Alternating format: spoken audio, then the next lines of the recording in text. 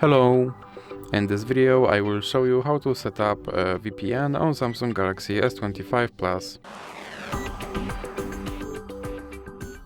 So you have to start by opening your Google Play Store, then click on search bar and type in Turbo VPN and click search, and then select this application and click install.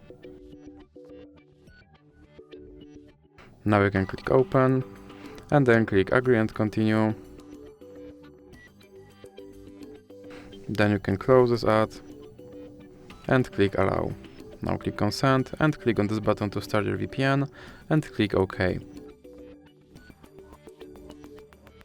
And now you can close this ad, and as you can see I'm connected to VPN United States.